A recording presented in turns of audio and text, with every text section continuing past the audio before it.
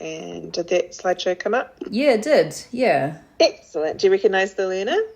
It's one of the Wellington learners. Oh, it's who is that? Oh, I probably shouldn't say the name on this No, recording. that's fine. You're just going to share it with... Oh, you're going to share it with Netsky or with... I'll call her D.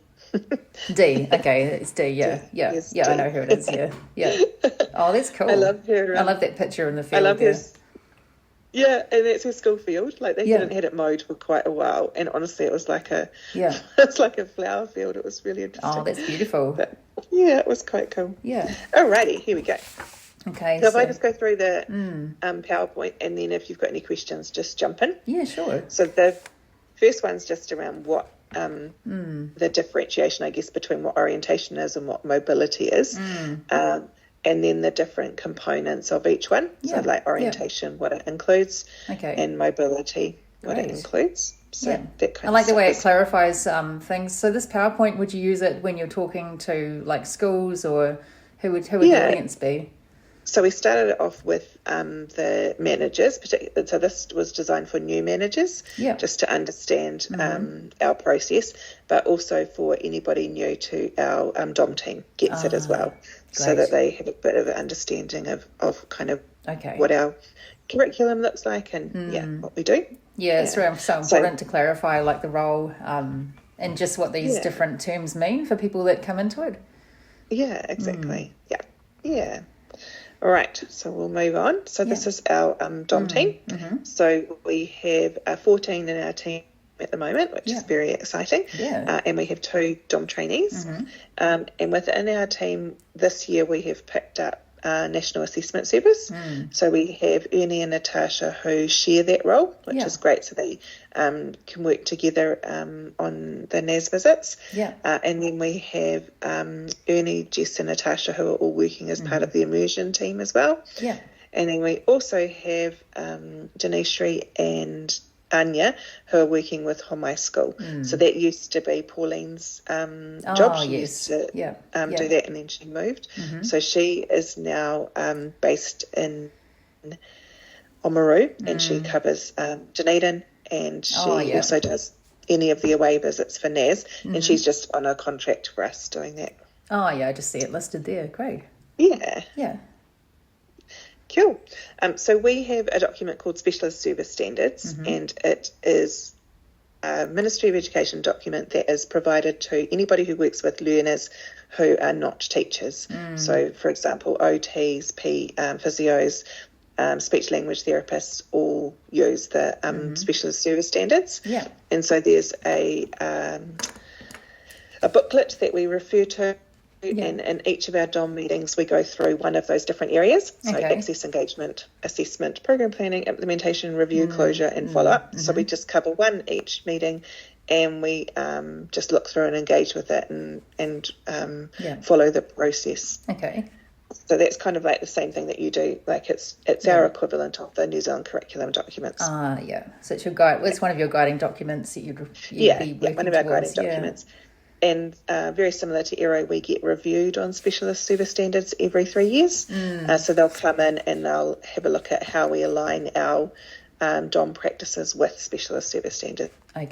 So very similar to ERO, we show all the documentation that supports that. That's great. Yeah, because that's one of the questions I had. Was what frameworks inform your practice? Yeah, perfect. So this is the pathway. So it's called POTAMA, and it just shows the koru shape shows the pathway that we use. And then down the bottom, we really like this one. Like we've kind of adopted it as a big part of our practice. So because it includes down the bottom, like the families and the community as well, which is very much a big part of what we do. So we really liked that it included all of those, and then it gives some principles for practice as well. Lovely. Which is really cool. Inclusiveness and collaboration and that kind of thing. Yes. And that would align quite closely with New Zealand curriculum and with the Blends curriculum too. Hi, Nenska. Hi, sorry guys. I'm sorry. Hello, Nikki. You're in your car. You're all good. You're in the car. I'm in the car. But got a new SECCO or a new leader, and she just wanted to know a little bit of information. She's always hard to... No problem. So we're just sharing a PowerPoint that I created for the new managers and for anyone who's new to the DOM team. And it just explains kind of the whole DOM process. So we're just going through it, and then I'll send it to you at the end so you've got it. So if I back up. Yeah. I was just going to say to you, Nitska, I'm recording this on my phone, so I'm going to send an audio. I'm going to make an audio sort of YouTube video thing out of this. Okay, cool. Thank you. Right, so if I just go back one slide, so we were just talking about a document called Specialist Service Standards, which is a kind of like the equivalent of the New Zealand curriculum for teachers. So it covers anybody who works with children who is not a teacher. So, for example, speech language therapists, physios, OTs, PTs use this document. So that's where this one comes from. And so this is our what they call POTAMA, which is the service pathway for specialist service standards. And so each of those little koru shapes that come out of the main shape have part of the pathway or the process. So we've taken each of those, and then this is our DOM process. Great. So where the words are written in bold, those are the words that come from POTAMA. Does that make sense? Like the access is part of the access. And the engagement and things, yeah. Oh, brilliant. So quite a few years ago, we used to have a process which was called the bubble chart, which Kay created. So this is based on the bubble chart, but it just provides a little bit more information. So we follow that process of a referral, and then we do an assessment, we plan, then we teach from that plan, then we review it, and then we do a reflection. So our whole team have seen and engaged with this model, and we follow this in all of our program plans. So we look at, as we talk through, I've got a PowerPoint page that covers each of these, so I'll cover that in a minute. But we just print one of these out, and we have one, most of us have one by our desk and things, and we just follow along as we go. So the referral process, so this is the access part. So we have our DOM referral form and our parent consent form, and now we've got our BLAST tool as well. So those get emailed to Trish Ward by the BRC manager. When Trish receives the referral, she processes it and adds it to our DOM spreadsheet. And once the learner is on the spreadsheet, then we can start working with that learner. We can't start working with them until they have been processed on that sheet. So it just, if we start any earlier, it runs a risk of the parent consent not being filled in. So it's really important that the parents know that we're going to be working with their learner. So that's one of the main reasons we don't start any earlier. If there are fund holder contracts, so that's with any school that pay for their own physio or speech language therapist or OT, they also will pay for our services as well. So they're called fund holder schools. So we have a contract that will be drawn up for them, and then any private schools as well we do a contract for. So those go through Saul, our principal, and get signed by Saul and by the school that we're working in. So I've just got a question about the referral process. So at what stage does a referral generally get made for DOM support? Like, is it before developmental concerns have been identified, or like once an issue's been raised? Yes, so lots and lots of different reasons. We get a lot of referrals from transition to school. So when a learner is transitioning, as a 5-year-old, if they don't have blind and low vision support, then we will often get a referral at that point. But more often we get a referral at the intermediate or secondary point. We can get referrals through NAS assessments as well. So a NAS assessment might happen, and they might say identify a DOM need there. Often parents don't realise that DOM is kind of a separate service from blends, and they don't kind of know what they don't know, and so NAS are really great at explaining what a DOM is and what they can offer. They would so we do so we do pick up a lot of referrals through that. We get a referral for particularly if a learner is wanting to walk to school or take a bus or take a train. So often those kind of things come into our community programs, and we'll get a referral for that. We're working really hard to try and encourage RTVs to refer when they notice any issues with mapping. Issues is not the right word. If there are I guess if their learner starts having, just a little bit of trouble around mapping, anything to do with balance or those sort of body concepts and things like that. So we're trying to get in a lot earlier. We feel like the earlier we can get in, the more we can influence and have those things kind of sorted for later on. And we also try and get in and do a lot of environmental or pre-road crossing type things as well. So we have a lot of roading. Who covers the 0 to 5s? Because that used to be the blind and low vision. Do we now? Yeah. So it depends on your area where you live. So the areas that don't... So I think there are only 3 O&Ms who work with 0 to 5 left in the Blind Foundation or Blind and Low Vision New Zealand. And if you're in an area that doesn't have one of those 3 people, then we identify a need. We send an email to the manager of that area for Blind and Low Vision, ask if they can provide a service, and if they can't, is it okay for us to provide the service? So we gain permission from them first, and then we can go ahead and work with those learners. So that's happening more and more as well.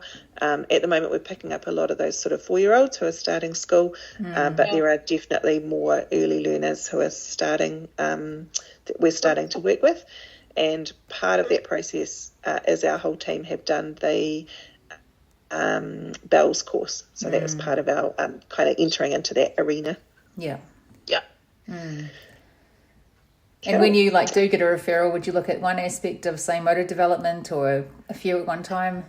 Or... Yep. So if I go to the next one, part of that engagement is talking to the RTV and just seeing what they've noticed, what the needs are. Yep. We normally do a bit of research around their eye condition, particularly because so in terms of a DOM caseload, it varies between around about 12 learners up to about 30. So it just varies depending on your area and how many learners you have. And that's constantly changing. Yes. So we have kids who will have a program and then they'll come off, or they'll be on hold for a little while because there are different kind of needs or prioritizations happening. So we do a little bit of research around that as well.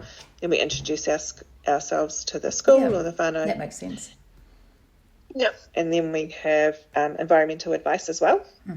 So our environmental advice, we have a template that we use for low vision, and we have different areas that we look at. So some of those things are drop-offs, which is like a little edge to a path, for example. Signs around the school, drains, windows, that kind of thing. If the school or the learner team want blinds or anything in the playground, we still include those, but they're not covered by the Ministry of Education. So the schools have to take responsibility for the funding for those 2 things. So we have lots of photos of schools all around the country that we have put into PowerPoints that we use to support those documents, and that just gives the school an example of what other schools have done. So rather than saying you need to sort out this particular door, we can say here's what other schools have done to their doors, which might be helpful. So you can see at the top there's a couple of different examples of what other schools have done. Yeah, and then they can sort of tie it in with what their school needs, I guess. Yeah, that's right. Because they're all different. Yeah. And so the process for that referral for an environmental advice is slightly different because the Ministry of Education own the environmental advice process. But we often the first one to start that process because we know the learner and we know where they're transitioning to. So it does get a little bit muddled with schools kind of going, we initiate it, but we don't own the process. So it can be a bit confusing. The parent consent is needed for a environmental advice referral, but they don't need to sign it. It can be just a conversation or a text. And then we have a $2,500 limit before the ministry will give any funding. So, for example, if it's just a bit of paint on steps and stairs and things, then the school can cover that. If it goes over that, so for example, if they need handrails or ramps or whatever added, then the ministry come in and fund that. And they wouldn't fund blinds, you were saying? Yeah, and they sometimes they do, occasionally they will, but in most cases they don't. Even if the learner has, say, albinism or something, then they need blinds. Yeah, and we've asked for asked for that before and said, that's a really important part. Most schools now do have blinds. They have the sunshade blinds in most of their classrooms, so most of them are now covered. But yeah, really can be a little bit tricky when it's a major need, and often the ministry will just say actually that's a school responsibility. Okay. Oh, that's good to get clarification on that. Yeah, that helps. Yeah, and not every blends learner needs the ministry involvement, so we can just go in and offer a few little ideas and tips and strategies and things like that. Yeah. Can I ask you, Nikki? Yeah, go for it. When can you start, or when can you do an application to do a property modification? So we're just going through writing up some new guidelines at the moment, and we're looking at around about 6 months before a learner starts school. So we have had incidences in the past. So if I go back to this slide here. So this wee boy is now 6. He's in a school in Wellington, coming up 7. So he's been at school for 2 years, nearly 2 years, just coming up to 2 years. And his environmental advice was done when he was 4, and he's now a very different learner from when he was 4. And so we've had to go back and say, so that originally they wanted tactile tiles everywhere, and he's a very independent, capable learner, wants to be able to do his own thing, and we just felt like if we put tiles down, then he's going to rely on those and not be as independent as we kind of want him to be. The school were really worried about and nervous about putting tiles everywhere as well. They really didn't want them. They felt a little bit coerced into, do we have to have them? So I think if you go too early, you run that risk of perhaps doing things that aren't necessarily going to be needed. So we try and do... There are some people who will go like a year to 18 months ahead, but you really, especially for 5-year-olds, you really don't want to go too much, too far back, because they are quite different when they start school. Yeah, so generally about 6 months works well. And do they need to be enrolled at the school?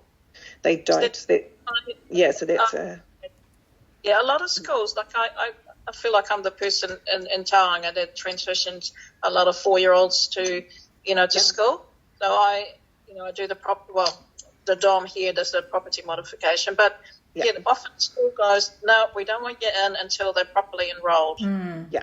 So they don't have to be, because from our perspective, it's advice and guidance. So we could literally, if we had the time, we could literally go and do advice and guidance for 5 different schools while they decided, but we just don't have time to do that. But the ministry will only get involved once they're enrolled. So they do have to, because then they start the process of funding and all that kind of stuff.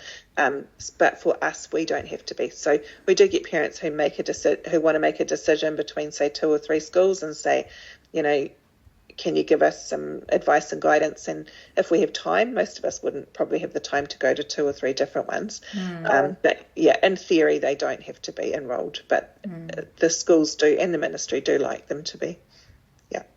And what do we need as blends? Do we need to have OARs in place before any of that, or we don't have to? No. So on our referral form, it does say, like, there is a section that says whether they have been OARs verified or not. You can normally tell, like, if they're heading down that path, even if they haven't quite got it yet, like if they're going to be OARs verified, you can sort of tell. And most of our funding is for OARs learners. So either the high or the, I forget how you do it, the high and very high funding. That's the one. Yeah. Thank you. So either of those. So we're funded for both of those. And our moderate students or our OARs other students, we can give advice and guidance for. So we've got a couple that we've done that for, where we've gone in and said, here are some kind of little ideas and tips and things. We can come back and do one session on some strategies, and then that's kind of it. So that transition program would look very different than our OARs funded ones. So generally our all of our funding kind of 99% of our funding goes to those OARs funded students. Yeah. Cool. So then we organise a visit to complete an initial assessment. Most DOMs would do 2 or 3 visits to do a full assessment, and we have various different assessment tools that we use. I've got one that kind of is one of my favourites, but everybody does have their own version of what they enjoy or what they like. And I can email you a copy of that if you want to see what that looks like. That'd be great. And we do that initially 2 or 3 sessions, and then we just carry on over time kind of adding to that. Okay. And there are parts within that assessment, like there's one part that's around like road crossings, for example, and then there's one part that's around developmental. So we just, depending on the age and stage of the child, we pick and choose which bits we use. So you definitely don't have to use the whole thing. So we'll do an initial assessment, make some observations, and then we write up that assessment and send it to the team. We're trying as a team to condense that a little bit. We have had assessment reports that have been like 8 pages long, which, nobody's going to engage after the second page. Yeah. So we're trying just to make it the understanding that it's a snapshot and that you don't have to cover everything in that report. But some of the main areas that it does cover is things like use of vision while travelling, motor ability in relation to visual impairment. And that can be quite a tricky one, because if you've got, say, a learner who's got cerebral palsy, for example, some of their motor ability will be related to that rather than vision. So we try really hard to stay in our lane and keep it related to vision, and then strategies to support confidence with travel. Cool. Then we do a DOM program plan. So we set goals and we set objectives, and we have a time frame. So that's our review date in our programs. So that can be 6 months or a year. Generally, most people do that sort of 6 months to a year. Can be a shorter one if you're doing a shorter program. A lot of transition ones might be just 1 term. And then when that review date comes up, we then either close the program or we do another like mini assessment and do new goals from there. We try and get our DOM program as part of our learners' IEP goals as well, so that everyone's on the same page. We'll then complete a planning for each session. We'll look at risk management, particularly if we are in the community. And then if it's appropriate, we'll go and preview the route and have a look at that particular area. Are there any foreseeable kind of risks that we need to be aware of? And then if we have an RTV or a DOM trainee involved, we'll write up a supporter plan. And we do have supporter plans for teacher aides as well. Cool. And then the teaching part, so we implement our plan. If we go outside of the school grounds, then we need to make sure that we've got all of that big list covered, and that relates to the EOTC guidelines. So that's changed quite a lot since the Abbey Caves situation up in Auckland, where schools have become very worried about people taking their learners outside of school, which is fair enough. So we just make sure that we are really well and truly covered by having, we have a safety action plan. The goals relate to where we're going. We've got a map of where we're going. The school's got our contact details. We sign learners in and out when parents are always aware of where their child is. So we've just kind of tightened up that process a little bit. Then we do a review as part of our, so review just means like reflecting on how the session went. So we write up our notes, just like you guys do, into ETAP. We update our spreadsheet. So there's a little copy of what the spreadsheet looks like just down there. And on our spreadsheet, we have the Oz verification, when they were referred, what their program looks like, whether they're active, closed, on hold, or waiting, and then the date that their parent consent was signed and when it needs to be updated. And then we pop hours in there. Okay. So our hours, very similar to your ETAP, but we just have a different way of collecting our hours so it's not confusing. Okay. And our hours also include, just like yours, direct service and indirect service. So direct time spent with the learner. Indirect also includes travel for us. Okay. So we keep that as part of our hours. That makes sense, yeah. And that's just the way that the funding has been allocated for DOMs. Then we've got our reflection. So that's where we write our reports. So we write and send out a report for every 10 hours of service. So it looks different for every learner. Yeah. And we do different types of reports. So we'll do a visit summary for like a one-off visit. So that is particularly if we have a DOM who has a distance or an away place. And some of our DOMs cover different areas.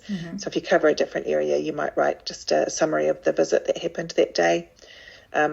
Progress update is when we review our goals and objectives.